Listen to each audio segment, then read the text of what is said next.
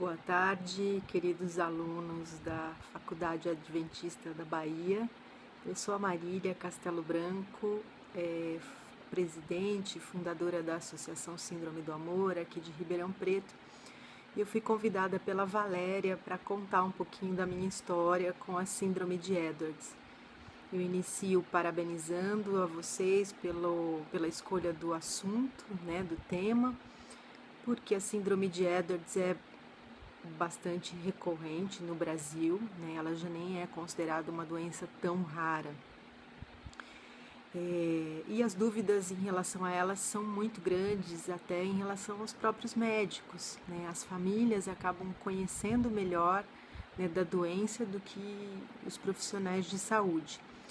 Então eu vou contar um pouquinho da minha história. Eu me casei muito cedo, aos 15 anos, tive 2 filhos, a Leia e o Natan, hoje são adultos. A Leia já tem filhos, eu sou avó de 2 meninas. Eu tenho hoje 53 anos, mas eu tive minha primeira filha aos 16 anos e o segundo filho aos 19 anos, sem problema algum. Eu me mantive casada durante 20 anos, depois me separei e tive um novo relacionamento. E aos 39 anos eu engravidei, assim, meio no susto, mas tive uma gravidez bem tranquila, bem normal, sem que nada fosse detectado em qualquer exame. Eu fiz todos os exames do pré-natal normais, até que o meu filho nasceu com 38 semanas, a termo então, mas com baixo peso, com problema cardíaco, e em 30 dias foi diagnosticada a síndrome de Edwards. A gente não conhece nada sobre síndrome, a não ser síndrome de Down. Então, tudo que vem, diferente disso em termos genéticos é muito assustador e causa muita culpa. E comigo não foi diferente com o que acontece com outras mães, Eu fiquei muito assustada, muito deprimida e tive que ir à luta, meio que sozinha, porque naquela época, há quase 13 anos, ou há mais de 13 anos, porque se a gente contar a gravidez, não havia tantas ferramentas de informação e comunicação como há hoje. Então, lá em 2004, quando meu filho tinha 3 meses de vida, eu comecei uma comunidade no Orkut, que já nem existe mais, chamada Pais de Crianças Especiais, e fui conhecendo outras famílias, Essa comunidade cresceu muito rapidamente. Em pouco tempo ela tinha milhares de famílias, não só com filhos com síndrome de Edwards, mas com outras doenças genéticas raras. E ali a gente ia conversando, porque quando você entra nesse mundo, é como se você falasse outra língua, se estivesse em outro planeta, Poucas pessoas conseguem compreender de fato como é essa experiência. Ela é muito dura, muito difícil e muito solitária. Essa comunidade cresceu rápido, como eu disse. Meu filho, ao contrário do que diziam os médicos, não viveu só 30 dias, ele viveu 1 ano e 5 meses. E nesse local a gente podia trocar experiências e falar livremente, sobre como era o dia a dia com aquela criança. Em função disso, eu acabei percebendo que a criança, quando nasce com algum problema de saúde, ela tem algum cuidado técnico, dependendo do local onde ela está, um cuidado de maior qualidade ou de menor qualidade, mas a família ficava completamente no escuro, sozinha, sem informação de qualidade. E foi quando surgiu a ideia de fundar esse grupo de apoio que é a Síndrome do Amor.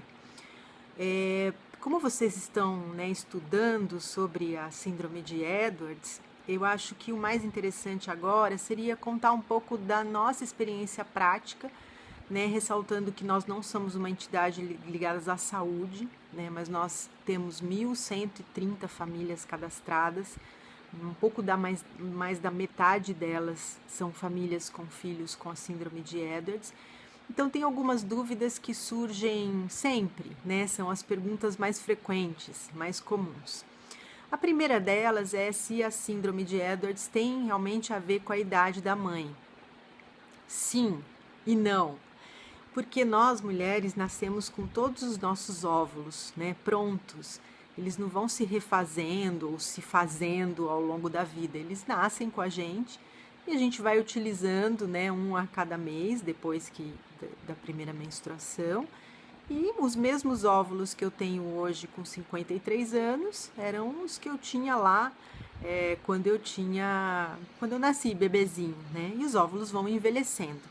É fato que as doenças cromossômicas estão ligadas à idade da mãe. Porém, no nosso cadastro, né, na prática, a gente percebe que 2/3 das mães cadastradas têm menos de 32 anos, né?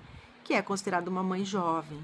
Então a gente não sabe muito bem se isso acontece porque essa faixa é a que está mais ligada na internet, né? Então às vezes as mães mais velhas não estão na internet, como ela é um meio de chegar até nós, pode ser que elas não cheguem até a gente, ou se há algum outro fator, né, que pode causar a síndrome de Edwards. Hoje a genética ainda não conseguiu descobrir nada, a não ser que o consumo de álcool pela mulher, não alcoolismo, mas em pequenas quantidades, podem sim afetar, né, o desenvolvimento do embrião. Então, uma dica muito legal é meninas, mulheres que estão grávidas não devem beber, mesmo pequeníssimas quantidades, né, que isso pode fazer mal para o bebê. A segunda pergunta, bastante frequente, é se eu tive um filho com Edwards, então quer dizer que os meus outros filhos também vão ter a síndrome de Edwards? A genética fala em 1% de reincidência, que é muito baixo.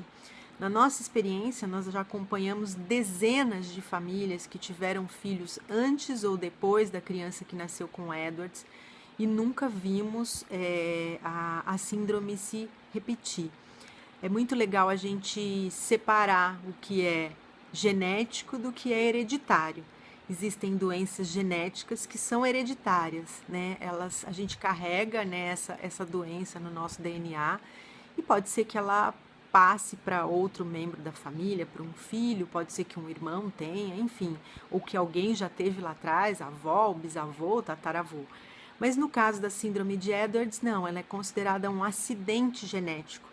Então, provavelmente ela acontece, não aconteceu antes e não vai acontecer depois, né? A síndrome de Edwards, então, é incompatível com a vida?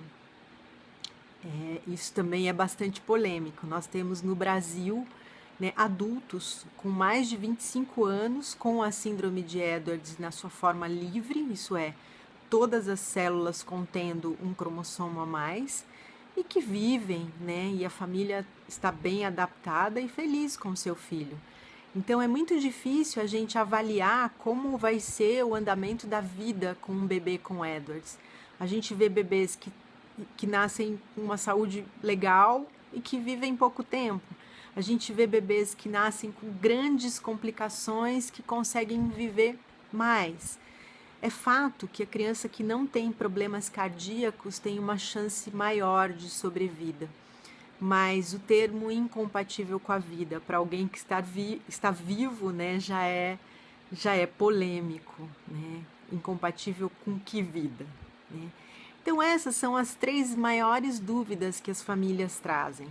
Eu fico à disposição de vocês. A Síndrome do Amor também, nós estamos na internet, em várias ferramentas, no Facebook, a página é a Associação Síndrome do Amor, tem o nosso site, que é o síndromedoamor.com.br, nós estamos no Instagram, no Twitter, e eu fico super à disposição para dúvidas, enfim, para o que vocês precisarem.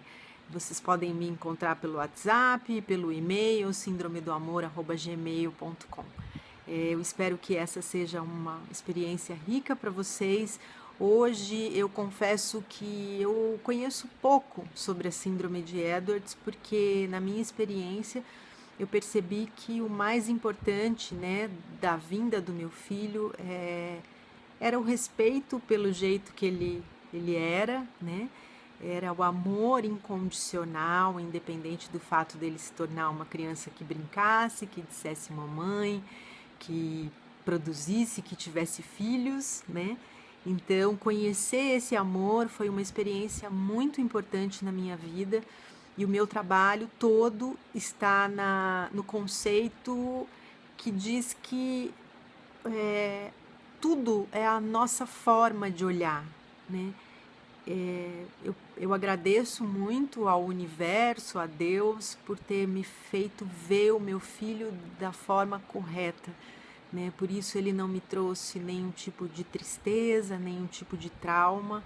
Pelo contrário, ele me fortaleceu, me fez acordar para novos valores e de alguma forma tentar contagiar as pessoas com isso. Eu agradeço a oportunidade de conversar com vocês e mais uma vez digo que nós todos da Síndrome do Amor ficamos à disposição para tirar qualquer dúvidas. Um beijo para vocês, muito sucesso e espero que a gente se encontre em breve. Valéria, eu agradeço pelo convite. E se vocês também quiserem conversar com outras mães, nós temos grupos de apoio com quase 300 famílias no WhatsApp que podem passar mais detalhes do seu dia a dia para vocês. Mais uma vez, uma boa tarde, muito obrigada e prazer em conhecê-los.